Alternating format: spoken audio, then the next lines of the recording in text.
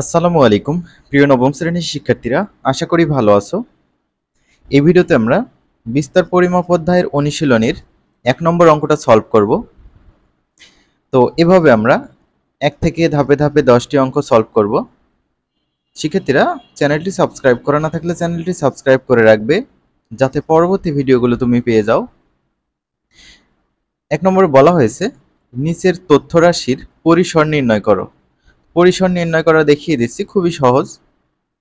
ক নম্বর, এখানে দেখো কিছু তথ্য দেয়া আছে কমা কমা দিয়ে। তো চলো আমরা একের ক এর পরিসর বের করে ফেলি। প্রদত্ত তথ্য হতে বৃহত্তম মান আমাদের বের করতে হবে এবং ক্ষুদ্রতম মান বের করতে হবে।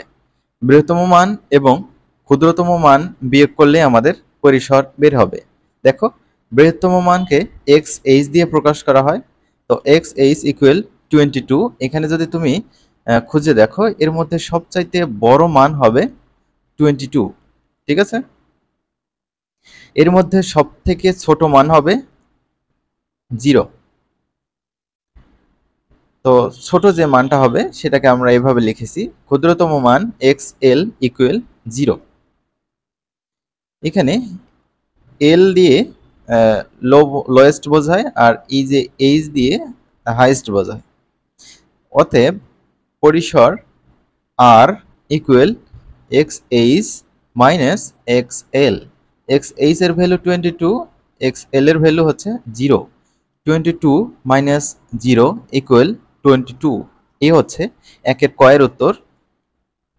একইভাবে আমরা ক্ষয়ের উত্তর করব। এর মধ্য থেকে সবথেকে বড় মান এবং সবথেকে ছোট মান আমাদের বের করতে হবে এবং বিয়োগ করতে হবে। প্রদত্ত তথ্য হতে বৃহত্তম মান এক্স এইচ ইকুয়াল 70। এখান থেকে যদি তুমি খুঁজে দেখো, সবথেকে বড় মান এইটা পাবা এবং ক্ষুদ্রতম মান এক্স এল ইকুয়াল 40। এখানে সবথেকে ছোট মান হচ্ছে 40। অতএব পরিসর আর equal X H minus X L. X H এর ভ্যালু 70, এক্স এল এর ভ্যালু হচ্ছে 40। তো বিয়োগ করলে হবে 30। এই হচ্ছে একের ক্ষয়ের উত্তর। এবার গ নম্বরটা দেখো, এগুলো কিন্তু অবিন্যস্ত তথ্য দেয়া ছিল। গতে দেখো এটা সাজানো আছে খুব সুন্দরভাবে। তাহলে এখানে সবচাইতে বড় মান কোনটা হবে এবং সবচেয়ে ছোট মান কোনটা হবে? দেখো, এখানে দেখো প্রথম যে শ্রেণীটা থাকবে, প্রথম শ্রেণীর এই যে 95, এটা হচ্ছে সবথেকে ছোট মান, আর সর্বশেষের হাইস্ট যে ভ্যালুটা আছে এইটা হচ্ছে সর্বোচ্চ মান। তো এই দুটো বিয়োগ করলে চলবে আমাদের। দেখো কিভাবে লিখেছি আমি।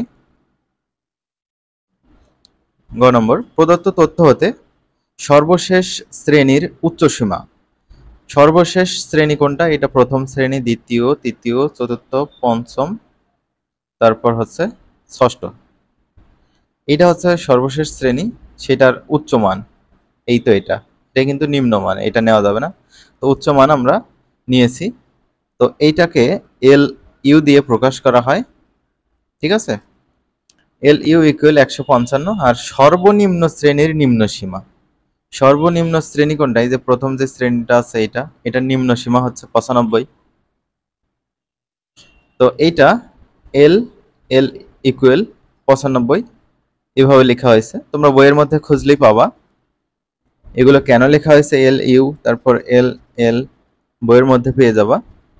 যদি এই যে এল তারপর হচ্ছে L U, L I, x L, X H এগুলো যদি না লিখে বিয়োগ করে দাও, জাস্ট বড় মান বিয়োগ ছোট মান, তারপরও কিন্তু তোমার উত্তর হয়ে যাবে। তাহলে এখানে পরিসর আর ইকুয়াল এল ইউ বিয়োগ এল এল। তো এল ইউ এর মান 155, এল এল এর মান হচ্ছে 95, বিয়োগ করলে হবে 60। এই হচ্ছে একের গয়ের উত্তর। তো শিক্ষার্থীরা, আজকের ভিডিওটা এতটুকুই ছিল। আমরা পরবর্তী ভিডিওতে 2 নম্বর অঙ্ক আলোচনা শুরু করব ইনশাল্লাহ।